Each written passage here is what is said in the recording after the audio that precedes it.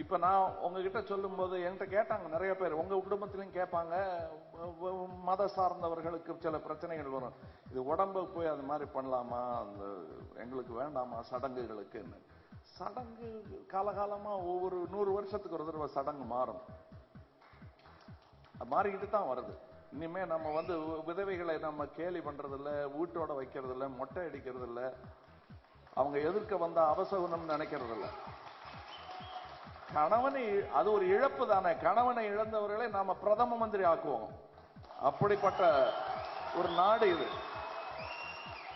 அப்படி அந்த மாதிரி ஒரு கணவனை இழந்த பெண் பிரதம மந்திரியா இருக்கும்போது எங்க பாட்டி உயிரோட இருந்தாங்க, அவங்களும் கணவனா இழந்தவங்க தான். மொட்டை போட்டுக்கிட்டு முக்காடு போட்டுக்கிட்டு இருந்தாங்க.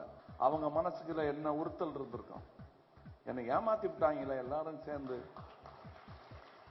அந்த பொம்பளை நல்லா இருக்கு, என்ன ஏன் இப்படி வச்சாங்கன்னு ஒரு கேள்வி எழுந்திருக்கும் இல்லையா? அந்த மாற்றங்கள் 100 வருஷத்துக்கு ஒரு தடவை நடந்துகிட்டே இருக்கும். அதனால நம்ம அதை பார்த்து பயப்பட வேணாம். இது சமுதாய தேவை. நாளை சுனாமின்னு வந்த போது எவ்வளவு பெரிய பள்ளத்துல எத்தனை பிணங்களை நாம அடக்கம் பண்ண வேண்டியதா இருந்தது. அப்ப நம்ம சடங்குகள் பார்த்துக்கிட்டு இருக்கிற நேரம் அது. நான் இங்க நாத்தையும் பேசல, பகுத்தறிவு கூட பேசல, அறிவு, சாதாரணமா பண்ற அறிவு. யானைக்கு கூட தெரியும் ஒரு இடத்துல பள்ளத்துல போய் விழுந்து சாகும், ஏன்னா மற்ற இடத்துல விழுந்து நாரக்கூடாதுன்னு அதுக்கு தெரியும். எல்லாம் சாக ஒரு இடத்துக்கு போகக்கூடிய ஒரு அறிவு அதுக்கு இருக்கும்போது நமக்கு தெரியாது. என்னடா அது பிறந்த நாள் அன்னைக்கு சாவை பத்தி பேசுறாருன்னு. இல்ல, நீங்க யாராவது இங்க ஒருத்தர் அதெல்லாம் செய்ய மாட்டேன்னு சொல்லி சத்தியம் பண்ணி கொடுங்க. எங்க வீட்டுல அதெல்லாம் செய்யறது இல்லைங்கன்னு சத்தியம் பண்ணி கொடுங்க. நான் அதை பத்தி பேசல.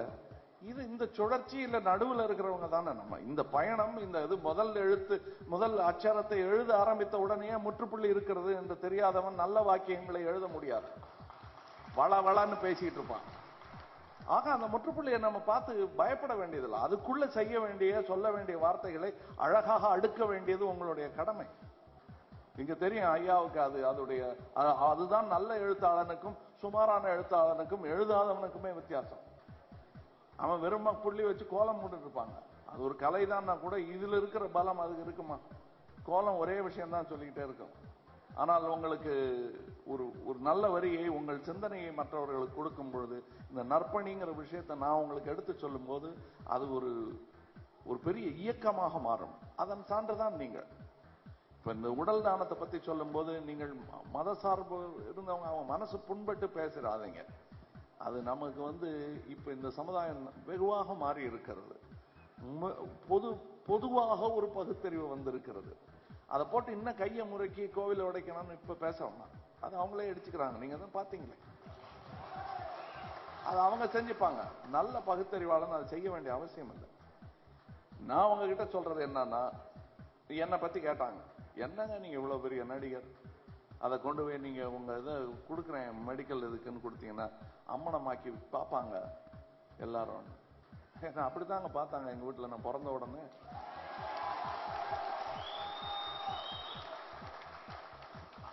அதே மாதிரி தான் அந்த உலகமே என்னுடைய தாயாக நினைத்து கொண்டு நான் வாழ்ந்திருந்தவன். அதுக்கு பதிலுக்கு நான் என்ன பண்ணணும்?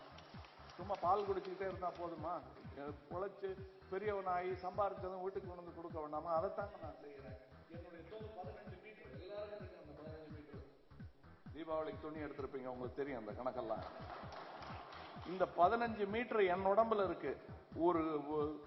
ஒரு குஷ்ட நோயினால் பாதிச்சவருக்கு செருப்புக்கு 7 ஜோடி செருப்பு வரும்னா இந்த 15 மீட்டர் அதுக்கு பிரயோஜனப்படும் என்றால்,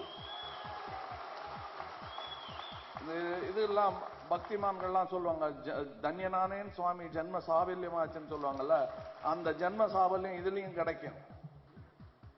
நீங்க சொர்க்கம் எங்கேயோ இருக்குன்னு தேட வேண்டாம், இங்க இருக்கு. அந்த வாசல் திறக்கிறதுக்காக காத்திருக்க வேண்டாம், திறந்தே இருக்கு. உங்களுக்கு நுழைய தெரியலன்னா நான் என்ன பண்றது? அதை நீங்க செத்து போக வேண்டியதில்லை, இருந்தே போகலாம். நீங்க செத்ததுக்கு அப்புறம் சொர்க்கம் மத்தவனுக்கு ஆகணும். அப்படிப்பட்ட உலகத்தை விட்டுட்டு போகணும். இதை நான் யாரையும் சாடவில்லை. எங்க கூட்டத்தில் பாருங்க, பொட்டு வச்சவங்க இருப்பாங்க, பொட்டு வைக்காதவங்க இருப்பாங்க, கருப்பு சட்டை போட்டவங்க இருப்பாங்க. ஆனா ஒருத்தருக்கு ஒருத்தர் சகோதரன்கிறத மறக்காம இருப்பாங்க.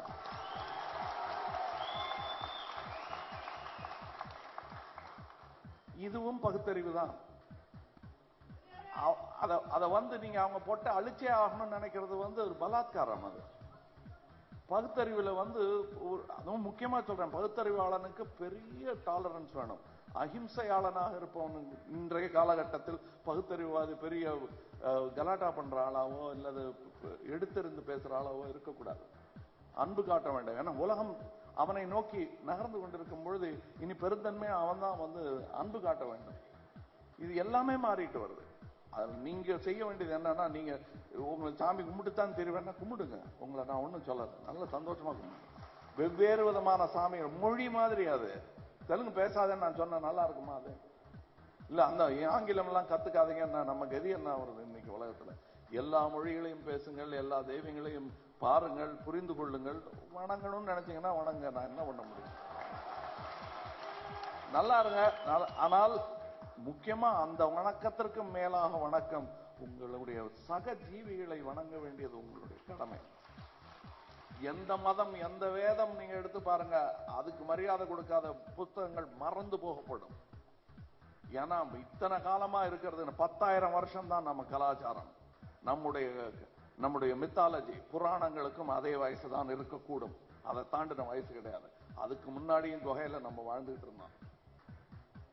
அதுக்கும் முன்னாடி நம்ம இப்ப ஆப்பிள கடிச்சு திடீர்னு ஒரு நாளுக்கு ஒரு 2 பேரை படைச்சதெல்லாம் மாறிட்டு வருது. அவங்களே மாத்திக்கிட்டாங்க. வேட்டிக்கனே என்று டார்வினுக்கு நன்றியும் சாரியும் சொல்லியிருக்கு. ஒரே மூச்சுல நன்றியும் சாரியும் சொல்லி. உலகம் மாறி வரும் பொழுது நாம ஒருவருக்கு ஒருவர் சண்டை